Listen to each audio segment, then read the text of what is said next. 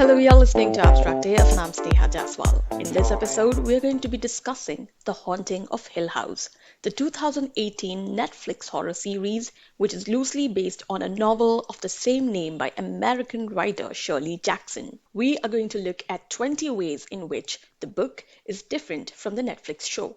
Number 1. In the book, the story is set in a place called Hillsdale and follows the quest of Dr. John Montag, who rents Hill House for a month, an 80-year-old mansion notorious for being haunted. John hopes to record supernatural activity so that he can write a sensational book and make money of it.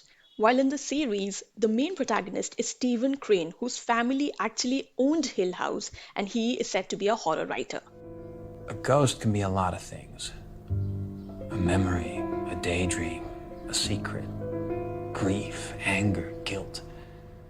Number 2. And now this is actually another big or small difference, depending on how you look at it. While Stephen Crane has already written a famous book based on his family's experience in the house, something his siblings aren't very happy about, in the book, Dr. John Montag never finishes his great experimental novel, although Stephen's character is clearly inspired by John. Number 3. Now in the show, Stephen Crane has 4 siblings, Eleanor, Theodora, Luke, and Shirley, all of who are the other primary protagonists. In the book, however, the other protagonists are not related to each other. There are 2 characters called Eleanor and Theodora, but they are strangers to each other and agree to assist Dr. John on his mission to record supernatural activities in the Hill House. Number 4. Another protagonist in the book is called Luke Sanderson, who serves as inspiration for the character of Luke Crane in the show. While the Netflix Luke is a drug addict, Sanderson is the sole heir to the Hill House. He is not a druggie, but is described as a thief and a liar by Shirley Jackson, the author. Just like Luke in the series steals money from his siblings, Luke in the book steals petty things from his aunt. Number 5. Jackson's Hill House doesn't have demons or vile apparitions that would give its inhabitants a stroke. Instead, it seems to have more of a psychological effect on the minds of the people who are living in it. That's not the case with the Netflix show. Viewers get plenty of glimpses of different sinister supernatural beings roaming around the corridors of the mansion.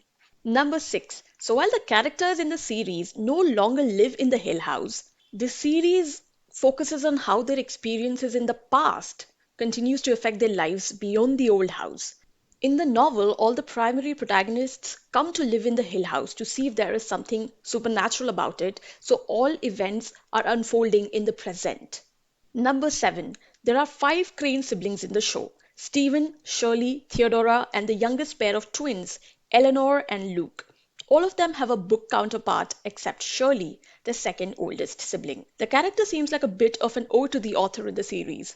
The next few differences will be related to the traits of the characters, how they are in the book versus how they're in the show. So let's get to number 8. While in the show, Eleanor is one of the youngest siblings who also happens to be the most sensitive and loving of them all, kind of like the glue that gets them all together. But in the novel, Eleanor is older and she has a sister who she absolutely hates and is happy to get away from to come and help Dr. Montag in his experiments. Number 9. The character of Theodora, on the other hand, is a bit of a free soul in the novel, someone who's confident, friendly, and knows what she's doing. In the show, Theo is a bit of a recluse. She also has a strange psychic power.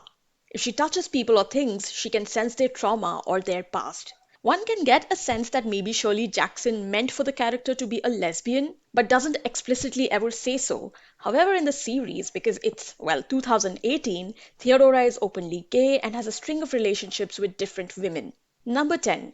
Theo and Eleanor share a quick, easy friendship in the book, although things do turn a little sour between the two as they begin to experience a psychological effect of the house.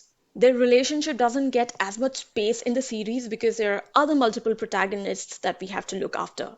Number 11. In the book, Hugh Crane is the original owner of Hill House, unlike the series where the Cranes buy the house after it has already housed a lot of other families over the past decades.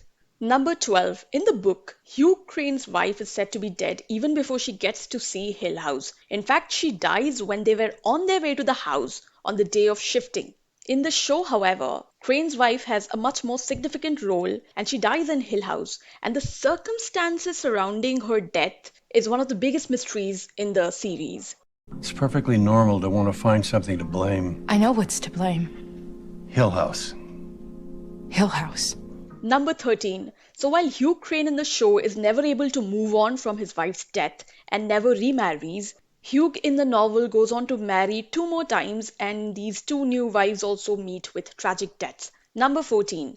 Like I said earlier, in the show, Hugh Crane has 5 children who play the primary protagonists. The one in the book has 2 daughters. Shirley Jackson gives some story to these 2 daughters who have a fraught relationship, and while these 2 sisters find no mention in the 2018 Netflix adaptation, the sisters appear to be the inspiration for the flashback story in the 2020 horror series The Haunting of Bly Manor. Number 15. Mrs. Dudley, the housekeeper of the house, features a lot more in Shirley Jackson's book and has a more interesting character there, although she does have an interesting reason to be attached to the house in the series. Number 16. Now, some of the most potent ghostly things that happen in the horror series are when the Crane siblings are innocent children. Like little Eleanor and Theo witness loud banging on their door in the middle of the night that scares them to death. In the book, even the adult Eleanor and Theo experience the supernatural banging of doors and windows and try to survive the night without losing their wits.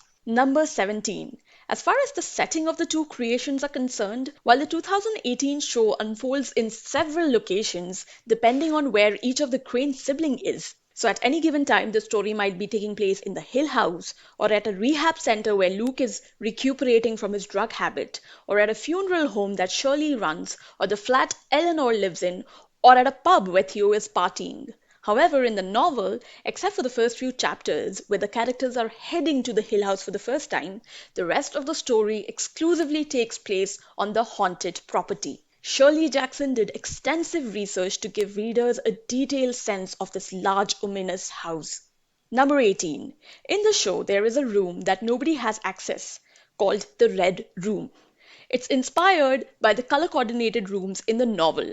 But Shirley Jackson never explains why these rooms have everything in the same color. In the series, the Red Room is a character in itself and plays a large part in the lives of the Crane family. Number 19. Now to a strange little difference.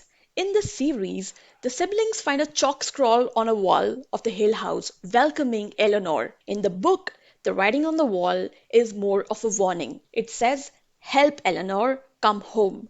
So while you can say that the Hill House wants Eleanor back in the series, in the book she's asked to get away from there. But in the end, both Eleanors die tragically and quite differently. While the series Eleanor hangs herself, in the book she dies by crashing her car. And now to the last and most significant difference between the novel and the series, number 20. While Jackson's world is a lot more straightforward, the plot slowly drumming towards a tragic end, the Netflix show is a lot more complex, has a lot more interesting twists, but is a perfect tribute to Shirley's great horror novel. Both of them are worth checking out. That's all for this episode. Talk to you in the next one.